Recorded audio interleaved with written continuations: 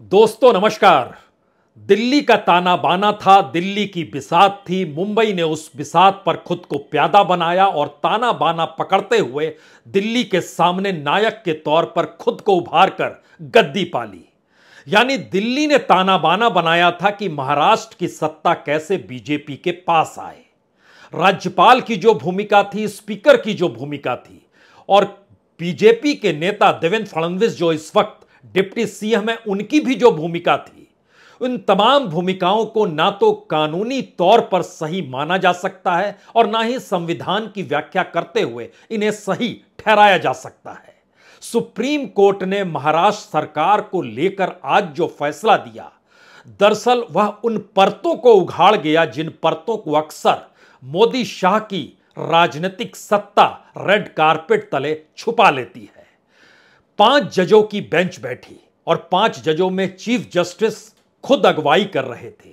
उसमें जस्टिस शाह की मौजूदगी थी, जस्टिस कृष्ण मुरारी की मौजूदगी थी, जस्टिस हिमा कोहली की मौजूदगी थी और जस्टिस पीएस नरसिम्हा की मौजूदगी थी।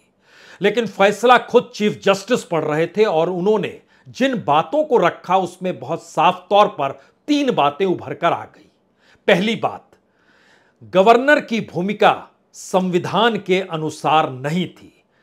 चाहे वो बहुमत साबित करने का निर्देश जारी किया गया हो या जो घटनाक्रम हो रहे थे उसके बीच में वह जिस तरीके से कूद गए और हर दिन जो व्याख्या कर रहे थे वह पूरे तरीके से संविधान के प्रतिकूल यानी गैर संवैधानिक था। स्पीकर की भूमिका जो निभाई गई और स्पीकर की नियुक्ति जिस तर्ज पर हुई और इसके ठीक समानांतर जो व्हिप के तौर पर जो व्हिप नियुक्त किया गया, एक तरफ शिंदे गुट ने किया और दूसरी तरफ उद्धव गुट ने किया। तो शिंदे गुट ने जिस तरीके से व्हिप की नियुक्ति कर उसी को सही माना, वह भी गैर कानूनी है। यह पहली स्थिति बतलाती है कि दरअसल यही वो परिस्थितियां होती है जिसमें गवर्नर अगर मैनेज हो जाए, स्पीकर अगर मैनेज हो जाए और कुछ ताकत बीजेपी के पास हो तो वह सत्ता पलट सकती है। और यह काम उसने बाखूबी इससे पहले कर्नाटक में भी किया। मध्य प्रदेश के भीतर तो विधायकों को करोड़ों के खेल करके उनको अपने अनुकूल करना यह एक दूसरी परिस्थिति थी। लेकिन क्या महाराष्ट्र की भूमिका मौजूदा वक्त में उस कानूनी और संवैधानिक परतों को उघाड़ रही है जिसका खेल दिल्ली में बैठकर मोदी शाह की सियासत करती रही? यह सवाल अब इसलिए बड़ा हो चला है क्योंकि सवाल यह है कि जब सब कोई गैर संवैधानिक है तो मौजूदा वक्त में मुख्यमंत्री संवैधानिक पद पर संविधान अनुकूल कैसे हो सकते हैं? और यही वो सवाल है जो सबसे बड़े तौर पर मौजूदा वक्त में उभार रहा है कि अब स्पीकर की भूमिका क्या होगी, क्योंकि सुप्रीम कोर्ट ने अपनी गेंद अब स्पीकर के पाले में डालकर यह कह दिया कि आप ही तय कीजिए कि जो 16 विधायक शिवसेना से निकले वह 16 विधायक अयोग्य हैं या योग्य हैं। उनको अयोग्य घोषित किया जाए तो आप ही को यह काम करना है। और यह बात ध्यान में रखिए, जो चीफ व्हिप होता है उसकी नियुक्ति जो उद्धव गुट ने की थी वही सही होंगे, यानी सुनील प्रभु सही होंगे। और अपने डॉक्यूमेंट में बताया गया कि दरअसल इसके समानांतर इन बातों को समझ लीजिए कि अगर फ्लोर टेस्ट होता और फ्लोर टेस्ट नहीं हुआ उसके बगैर अगर उद्धव ठाकरे ने इस्तीफा दे दिया 3 लाइन का लिखकर और उसमें किसी कारण का जिक्र नहीं किया, तो हम इस फैसले को पलट नहीं सकते हैं कि उनको दोबारा मुख्यमंत्री बना दें। लेकिन उसके बाद सुप्रीम कोर्ट ने एक लाइन और कही, अगर जिक्र कर देते जो कुछ हो रहा है इस्तीफा देने के साथ उद्धव ठाकरे, या फिर विश्वास मत में चले जाते और वहां चाहे शिंदे गुट और उनके साथ निकले हुए विधायक बीजेपी के साथ ही क्यों ना खड़े हो जाते, तब अगर संविधान की व्याख्या की जाए तो दोबारा उद्धव ठाकरे मुख्यमंत्री हो जाते। यानी नैतिक तौर पर जो बोझ उद्धव ठाकरे ने उठाया उस वक्त, अगर वो नैतिक तौर पर ना उठाते और कानूनी तौर पर चीजों को समझते तो उनको दोबारा सीएम बनने का मौका आज मिल जाता। और यहीं से सबसे बड़ी बात निकलती है, अगर इस इस्तीफे की वजह से उद्धव ठाकरे सीएम नहीं तो एकनाथ शिंदे सीएम कैसे? और जब पूरी प्रक्रिया ही गैर संवैधानिक तौर पर चल रही थी, तो ऐसे में एकनाथ शिंदे अयोग्य घोषित हों या योग्य घोषित हों, अब यह टैक्टफुली स्पीकर पर आकर टिक गया है और इस बात का जिक्र किया गया कि दरअसल भारत गोगावले जो थे, वह जब व्हिप के तौर पर शिंदे गुट ने उन्हें नियुक्त किया तो उनकी बात मायने नहीं रखती है, क्योंकि तब तक शिवसेना टूटी नहीं थी, शिवसेना को कोई मान्यता नहीं दी थी, इलेक्शन कमीशन बीच में आया नहीं था। और ध्यान दीजिए, सुप्रीम कोर्ट में यह मामला चल रहा है और सुप्रीम कोर्ट कह रहा है कि अगर उन्होंने इस्तीफा नहीं दिया होता या उनको हटा दिया गया होता तो आज दोबारा उद्धव ठाकरे सीएम होते। मैसेज बहुत साफ है। जिस तरीके से एकनाथ शिंदे 16 विधायकों के साथ निकल कर आए और उनको पनाह किसी दूसरे ने नहीं बल्कि विपक्ष की पॉलिटिकल पार्टी बीजेपी ने दी और बीजेपी के नेता देवेंद्र फडणवीस ने दी। उनके साथ घूमते घूमते वो जिस राज्य में पहुंचे, वो असम में, वहां भी बीजेपी की सरकार जो वहां मेहमान नवाजी शिवसेना से निकले विधायकों की कर रहे थे, जो शिवसेना से निकला हुआ खुद को नहीं बता रहे थे, यानी वो लगातार कहते रहे हम ही शिवसेना है। ऐसी स्थिति इस देश की सियासत के भीतर कभी नहीं आई थी। इसीलिए सुप्रीम कोर्ट ने 3 बार आज कहा, जब चीफ जस्टिस चंद्रचूड़ फैसला पढ़ रहे थे तो उन्होंने 3 बार अलग अलग जगहों पर दोहराया, अगर उद्धव ठाकरे ने इस्तीफा ना दिया होता, 3 लाइन का जिसमें उन्होंने कोई वजह नहीं बताई और मैं इस्तीफा दे रहा हूं नैतिक तौर पर, ये जो लिखा उन्होंने, अगर नहीं लिखते तो वो आज मुख्यमंत्री, सुप्रीम कोर्ट उनको दोबारा स्थापित कर सकता था। तो क्या यह माना जाए ये पूरी की पूरी प्रक्रिया मौजूदा वक्त में अब स्पीकर पर आ गई है, या मौजूदा वक्त में दिल्ली के उस बिसात और ताने बाने की पोल खोल चुकी है, जहां पर जो ताना बाना सत्ता को पाने के लिए बनाया जाता है। और सवाल यह भी नहीं है कि पहले 16 एमएलए निकले, उसके बाद कुछ और एमएलए निकले, उसके बाद कुछ और एमएलए निकले और कुल मिलाके 40 एमएलए निकल गए, क्योंकि सत्ता सामने खड़ी थी, गवर्नर की मोहर थी, दिल्ली की सत्ता आपके अनुकूल थी, सीबीआई और ईडी का रेड का डर काफूर हो चला था, गायब हो चला था। तो क्या इस देश में सरकारें ऐसी बनेंगी? यह संदेश सुप्रीम कोर्ट ने नहीं कहा ऐसी बनेंगी, लेकिन संदेश उसके भीतर के परसेप्शन के साथ बहुत साफ है कि अगर इस तरीके से किसी भी विधानसभा के भीतर स्थितियां घटित होती है तो इसका मतलब बहुत साफ है कि वह सब कुछ जो कार्रवाई महाराष्ट्र के भीतर हुई मई और जून के महीने में, वो सारी घटनाएं ना तो संविधान के अनुकूल ना ही कानूनी तौर पर सही। अब यहां से कुछ सवाल जो सबसे बड़े सवाल हैं, इन बड़े सवालों के साथ एक चीज ध्यान में दीजिए, क्योंकि जब दिल्ली की सत्ता की ताकत महसूस होती है तो बार बार लगता है कि इस देश के प्रधानमंत्री नरेंद्र मोदी और गृह मंत्री अमित शाह जैसे चाहें जिस सत्ता को हिला सकते हैं, डिगा सकते हैं, अपने अनुकूल कर सकते हैं। लेकिन इनका एक इतिहास को जरा परखने की कोशिश कीजिए।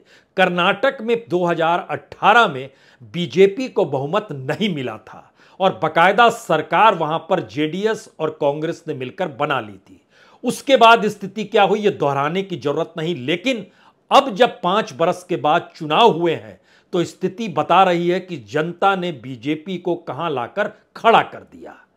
तो क्या आने वाले वक्त में महाराष्ट्र के भीतर की यह स्थिति भी बीजेपी को कहां लाकर खड़ा करेगी? और जो मोदी शाह का फंसना है, उसने दरअसल बीजेपी को ही फंसा दिया है कि अब राजनीतिक तौर पर आप कहीं भी सक्रिय होते हैं तो आपको चुनावी जीत नहीं मिलेगी।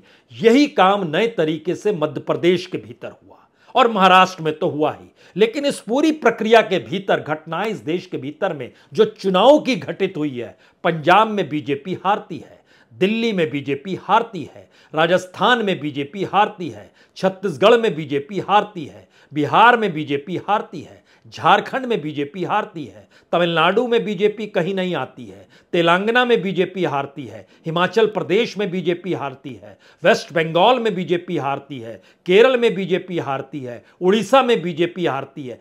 जब बीजेपी कहीं नहीं है तो बावजूद इसके वह कौन सी ताकत है जो प्रधानमंत्री मोदी को राज्यों की सत्ता को डिगाने की ताकत मिल जाती है और यहीं से वो प्रक्रिया शुरू होती है। हालांकि सुप्रीम कोर्ट ने टिप्पणी नहीं की, लेकिन मैसेज बहुत साफ है कि इलेक्शन कमीशन की भूमिका इस दौर में जो शिवसेना के नाम को ले लेना, उसके चुनाव चिन्ह को ले लेना और नाम को अलग अलग बांट देना, अपने हिसाब से नाम रख लीजिए, अपने हिसाब से चुनाव चिन्ह रख लीजिए, जबकि यह पूरा मामला सुप्रीम कोर्ट में चल रहा है और सुप्रीम कोर्ट में चीफ जस्टिस खुद कह रहे हैं अगर इस्तीफा ना दिया होता तो मैं उन्हें सीएम बना देता या उस स्थिति में मैं होता कि दोबारा से वो सीएम बन जाए। तो क्या इलेक्शन कमीशन जो खुद भी स्वायत्त संस्था है, संवैधानिक संस्था है, तो उसके द्वारा लिए गए निर्णय भी क्या दिल्ली की सत्ता से प्रभावित थे? और प्रभावित नहीं थे तो इलेक्शन कमीशन कैसे यह निर्णय ले सकता है? और प्रभावित थे तो कोई भी निर्णय ले सकता है। जब गवर्नर की भूमिका को लेकर सुप्रीम कोर्ट ने 6 बार कहा आज फैसला सुनाते वक्त कि जो गवर्नर कर रहे थे वो बिल्कुल संविधान के अनुकूल नहीं माना जा सकता है और उनकी भूमिका शायद ऐसी थी जैसे वो एक पार्टी के तौर पर हो, क्योंकि राज्यपाल की भूमिका ऐसी कतई नहीं होती है जिनके पास सूचनाएं पार्टी के भीतर से आ रही हो और वो समझने लगे कि हां स्थिति नाजुक है तो क्यों नहीं हम ही विधानसभा को चलाएं। क्या इस स्थिति में राज्यपाल कोश्यारी आ गए थे? यह बड़ा सवाल है। उसके बाद विधानसभा को कैसे चलाना, वहां पर कौन व्हिप होगा, किस रूप में होगा, इसको लेके मैनेज करने की स्थिति है। यह पूरा खेल विधानसभा के भीतर बाहर या गवर्नर हाउस के जरिए जो चलाने की प्रक्रिया और उसमें बीजेपी सबसे बड़ी पॉलिटिकल पार्टी के तौर पर मौजूदगी है, लेकिन उसकी भूमिका दिल्ली के इशारों पर तो क्या महाराष्ट्र और मुंबई को रिमोट के आश्रय चलाने की जो राजनीतिक सोच दिल्ली में पनपी, उसी ने अमली जामा गैर संवैधानिक तरीके से महाराष्ट्र की सत्ता परिवर्तन के साथ दे दिया। और सुप्रीम कोर्ट अगर यह व्याख्या ना करता या सुप्रीम कोर्ट ने इस व्याख्या के साथ क्या अब आने वाले वक्त में जो राजनीतिक तौर पर बीजेपी हर राज्य के भीतर सत्ता अगर उसके पास नहीं आई है तो सत्ता को पाने के लिए वह जो धमाचौकड़ी बनाती है, क्या उस पर रोक लग जाएगी? यह मुश्किल सवाल है। मुश्किल सवाल इसलिए है कि इस दौर में राज्यपाल और स्पीकर नहीं बल्कि इलेक्शन कमीशन की भूमिका, बल्कि इस दौर में समूचा विपक्ष जो महाराष्ट्र का था वो बार बार ईडी और सीबीआई का जिक्र कर रहा था। यह दोनों भी स्वायत्त संस्थाएं हैं, इनका एक संवैधानिक महत्व है। तो इस देश की जांच एजेंसी, प्रीमियर एजेंसी की मौजूदगी और राज्य में केंद्र के तौर पर जो नुमाइंदे, जो राष्ट्रपति के नुमाइंदे के तौर पर होते हैं, जो देखते हैं कि सब कुछ संविधान सम्मत हो रहा है या नहीं हो रहा है, वही अगर संवैधानिक परिस्थितियों के खिलाफ काम करने लगे तो इसका मतलब बहुत साफ है कि किसी भी राज्य के भीतर बीजेपी के जो राजनीतिक प्रयास रहे, जहां जहां उसे चुनावी जीत नहीं मिली, तो चुनावी ना जीत मिलने के बाद जो घटनाक्रम तमाम वैसे राज्यों में हुआ, अगर 2014 के बाद से गिने तो 9 राज्यों में 9 तरीके से यह घटित किया गया जहां पर सत्ता अनुकूल बीजेपी की हो जाए। वो गोवा भी हो सकता है, वो उत्तराखंड भी हो सकता है, ये तमाम बातें हैं। और ये घटनाक्रम किस तरीके से बदलते चला जा रहा है और इसमें अगर कॉन्स्टिट्यूशन इस बात की इजाजत नहीं देता है तो किसी के जहन में भी सवाल होगा कि बताइए होगा क्या। दरअसल सुप्रीम कोर्ट ने कोई वक्त सीधे तौर पर स्पीकर को नहीं दिया है। उन्होंने एक निर्धारित किया है कि आप तय कर लीजिए। अब यहां पर अगला सवाल यह है, समूची राजनीति उस परसेप्शन में चली गई जिस परसेप्शन को 2024 में चुनाव के साथ खड़े होना है। अगले ही साल विधानसभा चुनाव महाराष्ट्र के भीतर है, यानी आज की तारीख में जैसे ही लोकसभा चुनाव खत्म होगा उसके तुरंत बाद वहां पर विधानसभा की प्रक्रिया शुरू हो जाएगी, जो सितंबर अक्टूबर के महीने में चुनाव अगले साल हो जाएगा। इस परसेप्शन के भीतर उद्धव ठाकरे का राजनीतिक कद क्या महाराष्ट्र के भीतर शहीद होने के साथ साथ जिस राजनीति में नैतिकता हाशिए पर ढकेल दी गई है, वहां उद्धव ठाकरे ने अगर नैतिकता का जिक्र किया तो क्या जनता अब उन्हें हाथों हाथ ले लेगी? यह राजनीतिक मैसेज शिवसेना के लिए एक झटके में बड़ा हो गया। दूसरा, जो एकनाथ शिंदे निकल कर आए और उनके साथ जो तमाम विधायक निकल कर आए और 40 विधायकों की जो टीम है, इनके लिए राजनीतिक संकट शिवसेना में लौटकर खुद को बचाना है या फिर जिस रास्ते ये चल पड़े हैं उस रास्ते में अब बीजेपी में शामिल हो जाएं, या फिर अपनी मनस्थिति में इनका राजनीतिक कैरियर खत्म हो गया। क्या इस परिस्थिति में महाराष्ट्र की राजनीति इन 40 विधायकों के साथ आकर खड़ी हो गई, जहां पर एकनाथ शिंदे भी हैं? और तीसरी परिस्थिति उस बीजेपी के साथ है जिसकी अगुवाई वहां पर देवेंद्र फडणवीस ये करते हुए कह रहे थे कि हम तो कहीं हैं ही नहीं, जबकि उनके साथ एकनाथ शिंदे जा रहे थे। वह मुंबई से निकले तो उसके बाद वह मध्य प्रदेश के इंदौर में नजर आए, वहां से निकले तो असम में नजर आए। यह परिस्थितियां बतलाती हैं कि जो ताना बाना दिल्ली बुन रहा था उसी हिसाब से वहां के नेता चल रहे थे।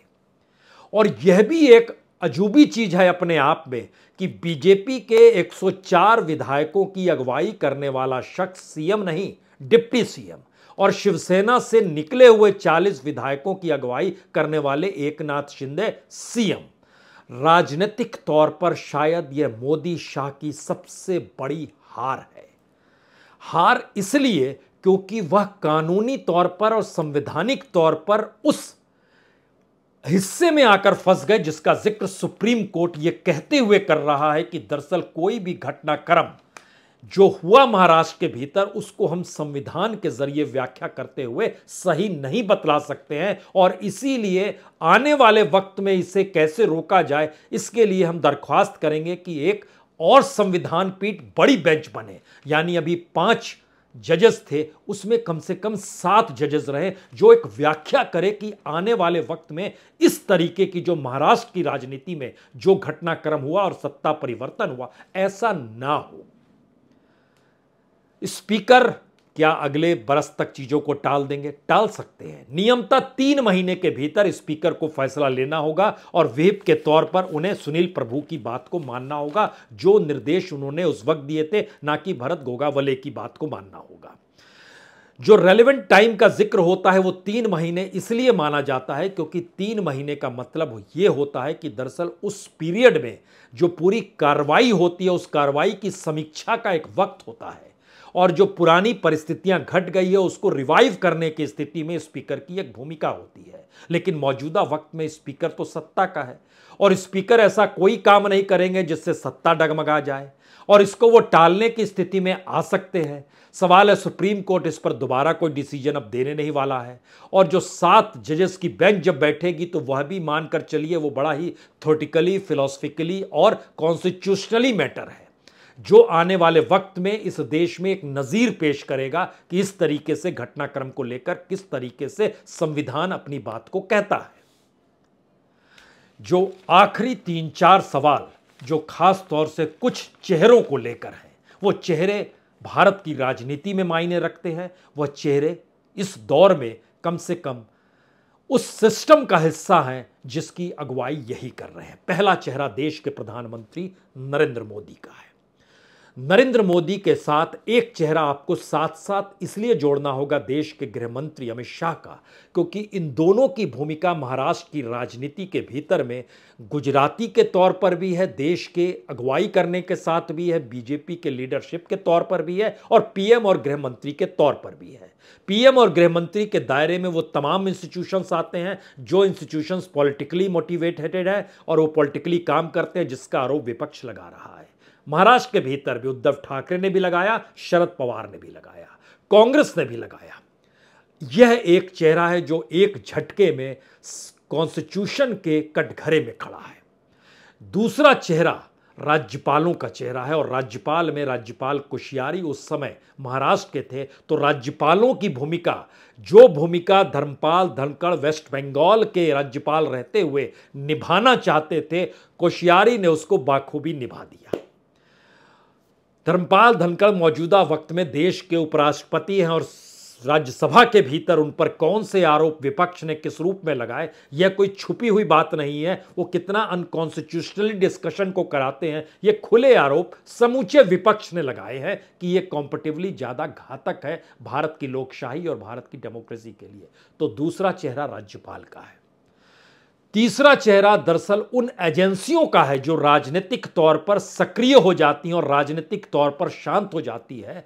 तो इस देश के जो कॉन्स्टिट्यूशनल स्ट्रक्चर में चेक एंड बैलेंस की भूमिका जो निभाई जाती है, वह चेक एंड बैलेंस नहीं निभाकर अगर सत्ता के पीछे ही सब कोई आकर खड़ा हो गया तो इसका मतलब है कि सत्ता को आपने ताकत कुछ ऐसी दे दी कि वो मन माफिक कुछ भी कर सकती है। लोकतंत्र चाहे कुचलता चला जाए, संविधान को चाहे हाशिए पर ढकेलना पड़ जाए। और इन्हीं बातों को अपने तरीके से सुप्रीम कोर्ट ने महाराष्ट्र के संदर्भ में कहा। और चौथा चेहरा महाराष्ट्र की सियासत साधने वाले उन नेताओं का है जिसमें सबसे पहले देवेंद्र फडणवीस आते हैं। देवेंद्र फडणवीस जिस जगह से निकले, जिस तरीके से आरएसएस के साथ उनके पिताजी की मौजूदगी और महाराष्ट्र की राजनीति में उनको जो कहते हैं कि एक इंटेलेक्चुअल एस्पेक्ट में चीज़ों को रखते थे, उस लिहाज से उनकी पूरी परवरिश भी हुई और राजनीतिक तौर पर उन्होंने उड़ान भी भरी। लेकिन धीरे धीरे सत्ता के बगैर नहीं रह पाना या सत्ता चाहिए, इसका दबाव दिल्ली से आ जाना और इसके दबाव के बाद जैसे मन चाहे वैसे काम करने की परिस्थिति में एक झटके में एक बेहतरीन पॉलिटिशियंस बीजेपी ने भी खोया है। खोने का मतलब यह नहीं है कि आने वाले वक्त में वो सियासत नहीं करेंगे। खोने का मतलब यह होता है कि जिस नैतिकता का जिक्र हो रहा है और जिस कॉन्स्टिट्यूशनल जमी का जिक्र हो रहा है उसमें से वो गायब नजर आएंगे। पांचवा चेहरा उद्धव ठाकरे का है। उद्धव ठाकरे या ठाकरे परिवार की सियासत रिमोट से सरकार को चलाने की रही, जो बाला साहब ठाकरे चलाते रहे। लेकिन उद्धव ठाकरे मुख्यमंत्री बने।